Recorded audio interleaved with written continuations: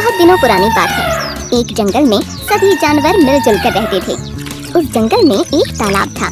जंगल के सभी जानवर उसी तालाब के पानी से अपनी प्यास बुझाते थे।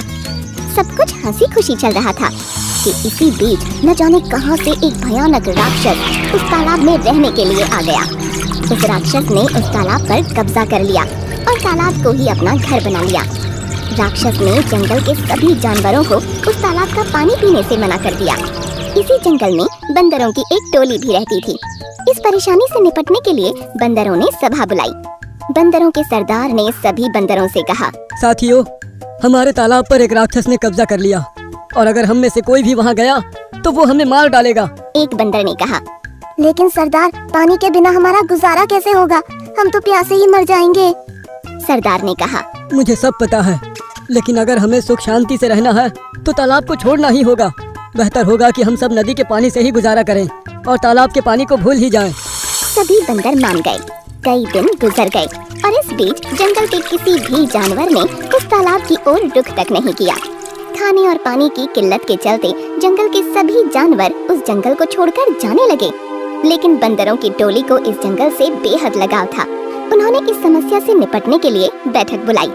एक बंदर ने कहा, अगर जल्द ही पानी की व्यवस्था नहीं हुई तो हम सब मर जाएंगे। क्यों ना हम तालाब का पानी इस्तेमाल करें? वहाँ का पानी कभी नहीं सूखता। लेकिन क्या वो राक्षस मानेगा? बंदरों के सरदार ने कहा, एक तरीका है। हम सबको उस राक्षस से विनती करनी चाहिए। शायद उसको हम पर तरस आ जाए और वो मान जाए। सभी बंदर तालाब के पास गए। बंदरों के सरदार ने तालाब के राक्षस से कहा, मालिक, कृपया बाहर आकर हमारी विनती सुने। थोड़ी देर में ही तालाब में से राक्षस बाहर निकला। उसकी आंखें गुस्से से लाल थीं। वो जोर से चिंघाड़ते हुए बोला, तुम लोग कौन हो और यहाँ क्यों आए हो?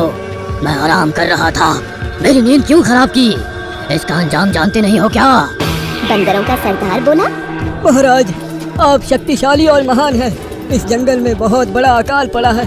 भूख प्यास से सभी जानवर बेहाल हैं। अगर पानी नहीं मिला तो हम सब मर जाएंगे। हम आपसे इस तालाब का पानी पीने की इजाजत चाहते हैं। राक्षस और गुस्से में बोला, मैं तुम में से किसी को भी इस तालाब में घुसने नहीं दूंगा। अगर किसी ने हिम्मत की तो मैं उसे मार डालूंगा। ये बोलकर राक्षस वापस तालाब में गायब हो गया। सभी बंदर बेहद निराश, हताश हो जाते हैं।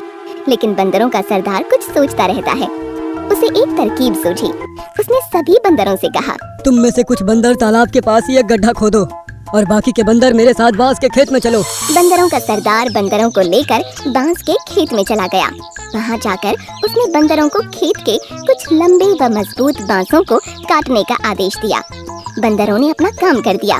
वहीं दूसरी ओर तालाब के पास भी गड्ढा खोदा जा चुका था। बंदरों के सरदार ने बांस लिया और बांस का एक सिरा तालाब में डुबोया और दूसरा सिरा गड्ढे की तरफ मोड़कर उसमें से जोर जोर से तब तक सांस खींचता रहा जब तक कि उसमें से पानी न आ गया।